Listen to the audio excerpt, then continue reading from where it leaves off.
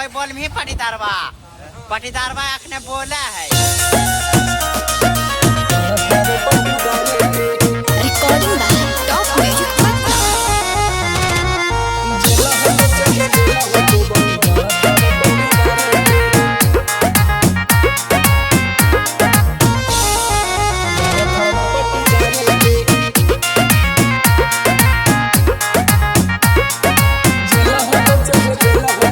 ढेर दिन हमरा सतनी पटीदार अब ना हो तो बरदास रे जे जा भेट भी हो जे पटीदार देबो पकड़ के धास रे।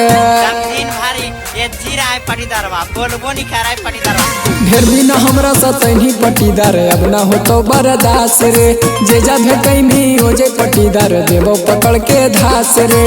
आइबो पगड़ी बांधी के मारब माथा फाड़ी के घरवा में हम चढ़ी के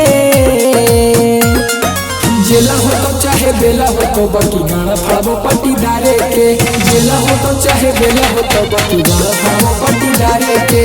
जेला हो तो चाहे बेला हो तो बाकी गाना फाड़ो पटीदारे के।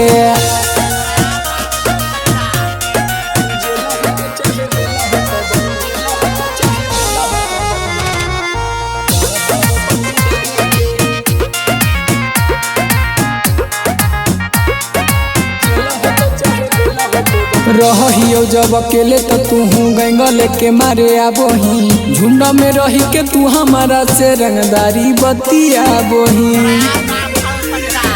हेरे। रहियो जब अकेले तो तू गंगा लेके मारे आबोही झुंडा में रही के तू हमारा से रंगदारी बतिया बोही। निकल ना देव घर से मारब कॉलर धर के माथा तोर फाड़ के। जेला हो तो चाहे बेला हो तो बाकी गाना फाड़ो पटीदारे के। जेला हो तो चाहे बेला हो तो बाकी गाना फाड़ो पटीदारे के। जेला हो तो चाहे बेला हो तो बाकी गाना फाड़ो पटीदारे के।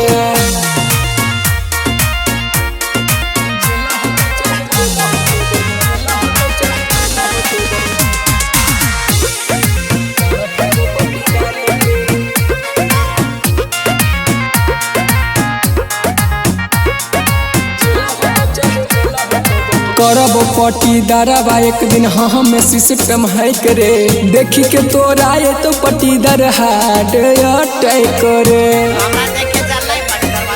हेरे करब पटीदारवा एक दिन हाँ में सिस्टम है करे देखी के तोरा ये तो पटीदार हार्ट अटैक करे।